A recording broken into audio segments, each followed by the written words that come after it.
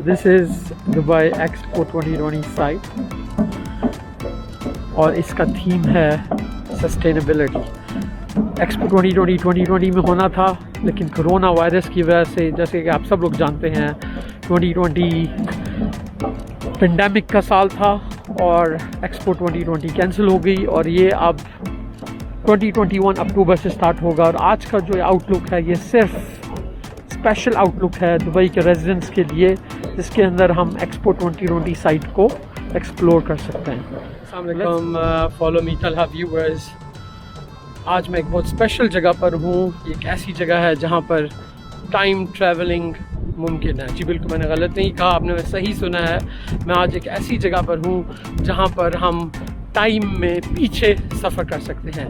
मैं हूँ दुबई की एक्सपो 2020 साइट के ऊपर। एक्सपो 2020 इवेंट जो है वो दुनिया का सबसे बड़ा इवेंट होता है ओलंपिक्स के बाद, और ये इवेंट एक्सपो 2020 यानी कि 2020 में होना था, और उसके बाद आप सबको पता है कि कोरोना वायरस आ गया, पेंडेमिक आ गया, जिसकी वजह से ये इवेंट डिले हो गया और अब ये इवेंट 2021 में स्टार्ट होगा।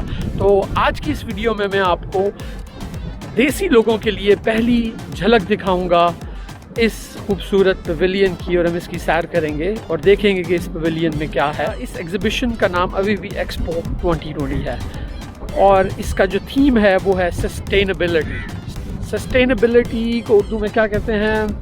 सस्टेनेबिलिटी को उर्दू में कहते हैं इस्तेहकाम। तो इसका जो मोटो है वो है इस्तेहकाम। तो हम देखेंगे कि किस तरह ये सस्टेनेबिलिटी को प्रमोट कर रहा है। तो आए, बहुत बड़ा सा इसका एक एंट्री गेट है जो कि स्टील वायर्स का बना हुआ है। मार्वलस। आए चलें इसको करीब से चल के देखते हैं।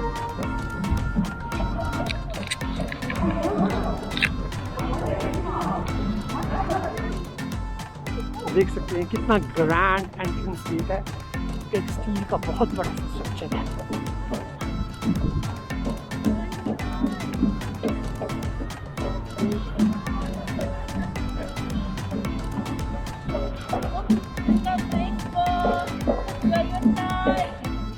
That's the entrance of Expo 2020.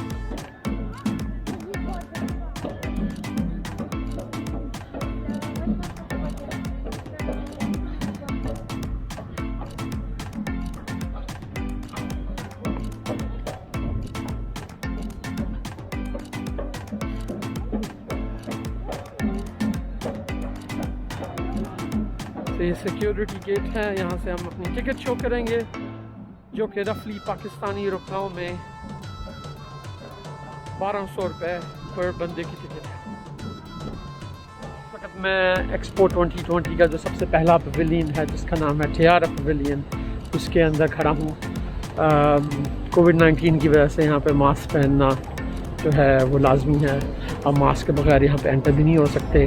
बहुत स्ट्रिक्ट रेगुलेशंस हैं, सबके टेम्परेचर चेक हो रहे हैं अंदर आते हुए। और ये जो पवेलियन है इसका थीम है सस्टेनेबिलिटी, यानी कि इस्तेहकाम। हम इंसान जो कि 6 बिलियन से ज़्यादा इस दुनिया पे रहते हैं, हम इस दुनिया की रिसोर्सेज को हर दफ़ा इस्तेमाल कर रहे हैं, बहुत ज़्यादा इस्तेमाल कर रहे हैं इस दुनिया की रिसोर्सेज को। और इस दुनिया की रिसोर्सेज की सस्टेनेबिलिटी बहुत अहम है, जो कि इस पवेलियन का थीम है कि किस तरह से हम अपना पानी जो है वो बचा सकते हैं, किस तरह से हम सूरज की रोशनी का इस्तेमाल कर सकते हैं, किस तरह से हम रिसाइकिल कर सकते हैं। तो ये थीम है इस पवेलियन का। आप मेरे पीछे देख सकते हैं जो कि बहुत बड़ी सी छतरी नुमा चीज़ें बनी हुई हैं। ये बेसिकली दरख्त यानी साया देने का काम भी करते हैं, और साथ में ये सोलर पैनल भी हैं जो कि इस पूरे पवेलियन के लिए इलेक्ट्रिसिटी भी जनरेट करें।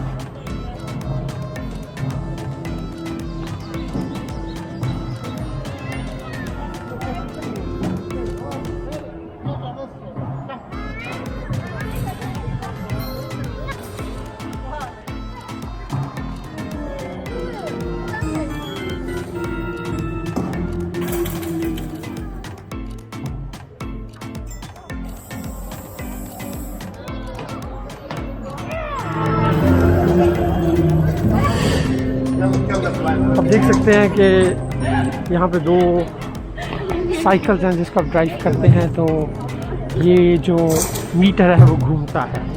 एक मीटर जो है वो industry is killing the planet, यानी कि सनत जो है वो दुनिया को तबाह कर रही है, और दूसरी तरफ बहुत ज़्यादा रेगुलेशंस हैं वो बिज़नेस को तबाह कर रहे हैं। तो कहाँ पे बैलेंस है? बैलेंस बिल्कुल उसके मिडल में है कि इंडस्ट्री जो है वो दुनिया को तबाह भी ना करे और जो रेगुलेशंस हैं वो बिज़नेस को भी तबाह ना करे।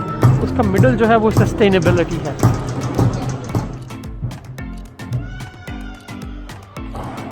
So that's a value chamber.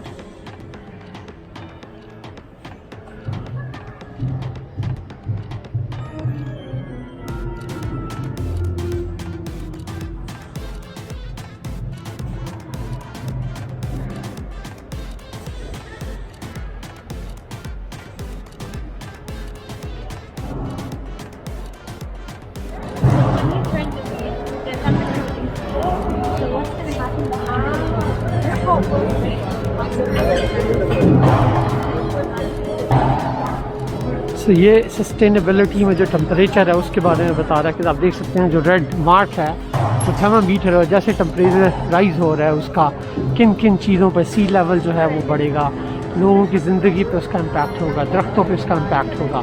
Season time आ गया, एक तरफ मेरे अंडर द ओशन और दूसरी तरफ मेरे अंडर द फॉरेस्ट है। तो हमें कहाँ जाना चाहिए, अंडर द ओशन या under the forest? Let's go under the ocean. देखते हैं कि सस्टेनेबिलिटी सिटी के अंदर अंडर द ओशन में क्या है। Let's go and explore.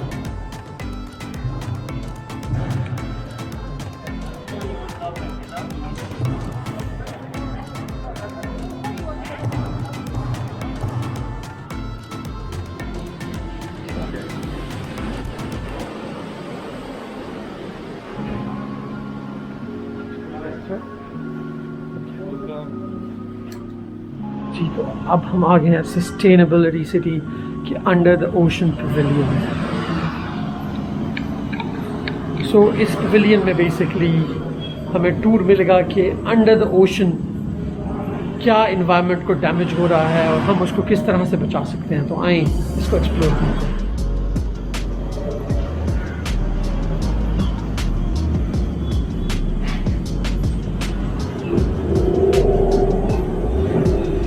जो समंदर में कोरल होता है वो भी चांदार चीज़ें होती हैं और इन्वायरमेंट का कोरल पे बहुत बुरा असर भी पड़ा है। जैसा कि आपको पता है कि मैं एक स्कूबा डाइवर भी हूँ, मैंने कोरल्स को मरते हुए खुद देखा है। मालदीव्स में फॉर एग्जांपल बहुत सारे डेड कोरल्स हैं जो कि मछलियों के लिए जंगल की तरह, जैसे कि रेन फॉरेस्ट है बर्ड्स के लिए।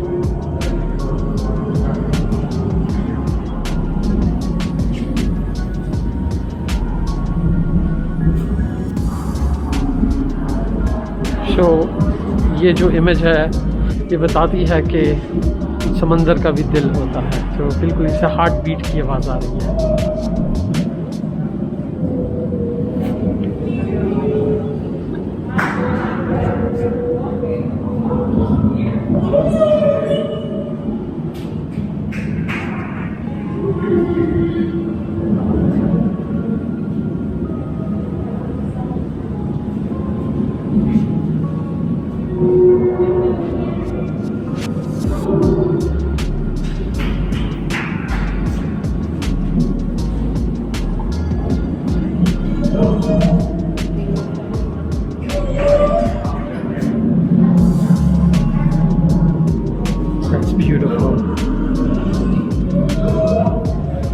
देख सकते हैं कि सी लॉइन जो है वो पानी में है इस वक्त।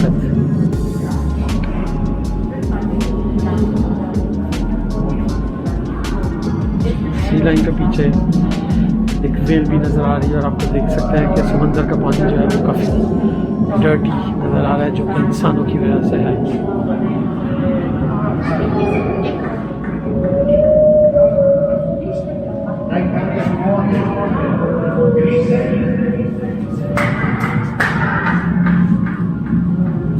Good afternoon. What's that? You're going like under the water, so you can feel the sound like under the water will be speed of the sound. Speed of the sound underwater. Yeah. Okay. So just clap and see. Okay. You can hear the double and see. Oh, great. Thank you. So, if अगर इस जगह पे आप बोलेंगे, follow me Talha. So, पानी में किस तरह से इको होती है आवाज़, वो आपको पता चलेगा. So, for example, if अगर आप क्लैप करें,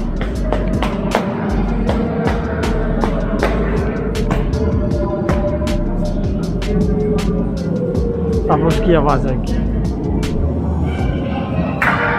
ये रिप्रेजेंट कर रही है कि अंडर वाटर जो कि लिविंग बीइंग होते हैं, उनमें जो फ्लोरेसेंट लाइट होती है वो पानी के अंदर किस तरह से नज़र आती है. सो आप यहाँ पे देख सकते हैं.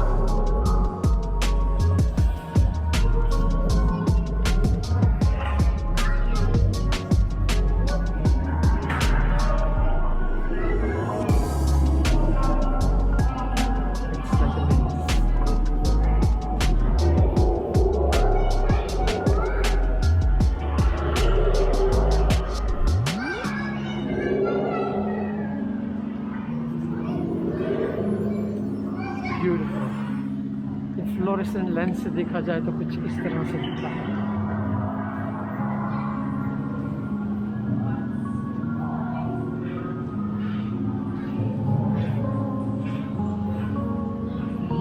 और इस पानी के अंदर की दुनिया को इंसान पोल्यूशन की वजह से डिस्ट्रॉय कर रहा है.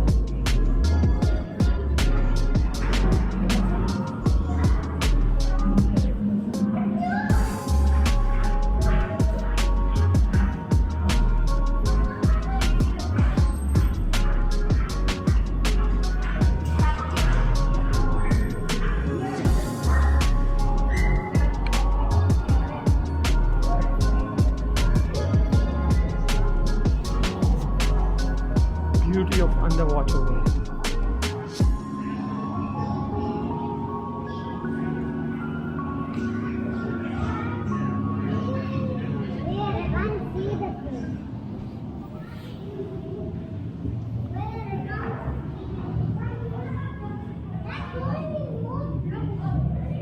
और ये सब वो पानी की बोतलें हैं, प्लास्टिक है जो कि समंदर से कलेक्ट हुआ था,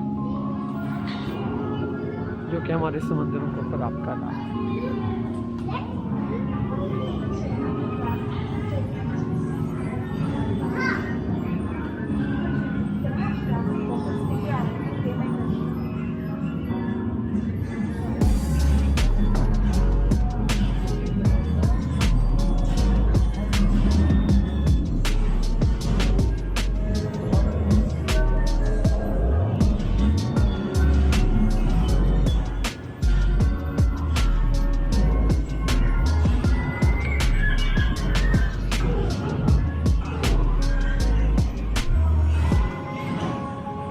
आप देख सकते हैं कि इंसान किस तरह से मछलियों को, सब हर चीज़ जो कि समंदर की है उसको खा रहा है, और उसके बदले में हम समंदर में प्लास्टिक फेंक रहे हैं.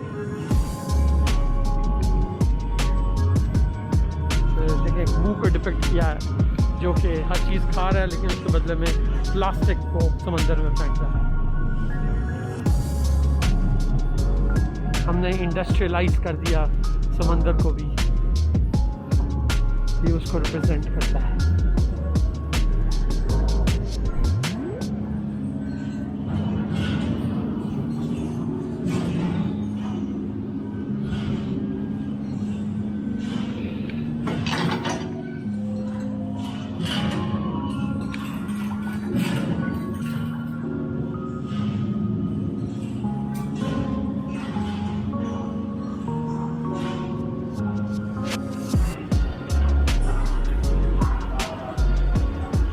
इसके बाद जो नेक्स्ट एरिया है वो है हमारी लेबॉर्ट्रीज ऑफ द फ्यूचर, कि आने वाले दिनों में लेबॉर्ट्रीज किस तरह की होंगी.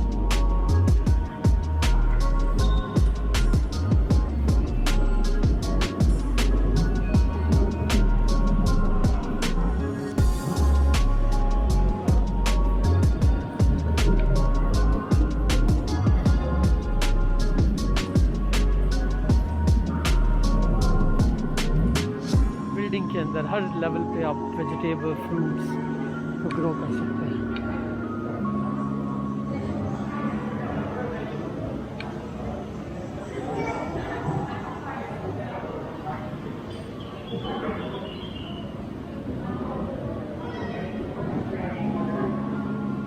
बहुत अच्छी बात लिखी हुई है कि नेचर में कोई वेस्ट नहीं होता, हर चीज़ रिसाइकिल करती है। जो कुदरत है, जो नेचर है, वो अपनी हर चीज़ को रिसाइकिल करती है। जबकि इंसान जो है वो सिर्फ वेस्ट करता है, नेचर को इस्तेमाल करता है, और उसकी जो आउटपुट होती है वो सिर्फ गंद और वेस्ट होता है, और उसको रिसाइकिल नहीं कर पाता। अगर करता भी है तो बहुत कम तादाद में। और inside the forest now rain forest होती है, उसका इन्वायरमेंट किस तरह का होता है, तो इसको डिपेक्ट करने की कोशिश की गई है।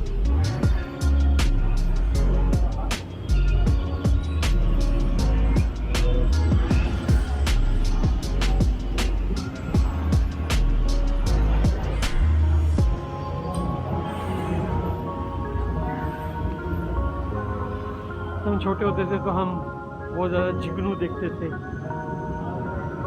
लेकिन आजकल जुगनू कम ही नज़र आते हैं, इवन अगर आप गांव में भी रहते हैं तो।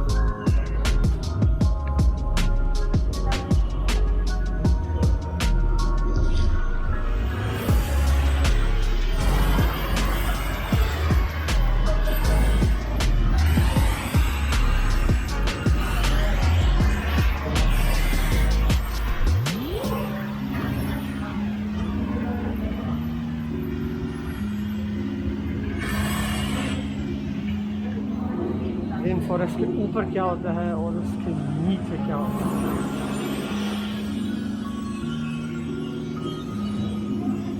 नीचे की भी पूरी दुनिया कि हमें नहीं दिखती।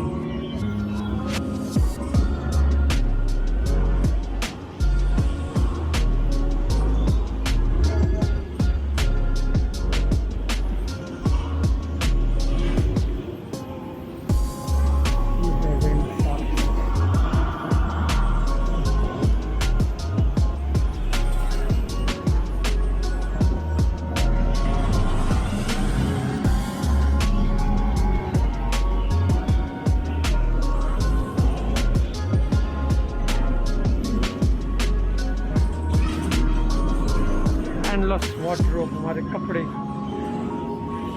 ना कभी खत्म होने वाले।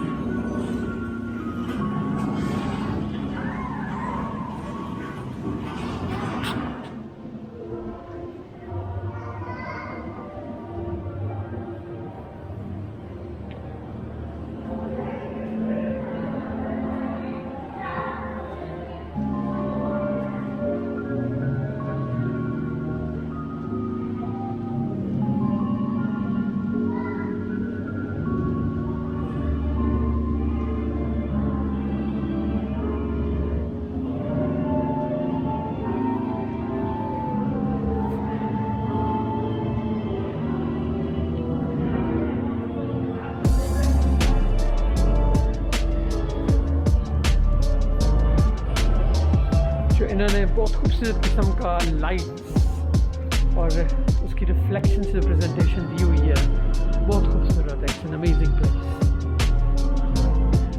Really impressive.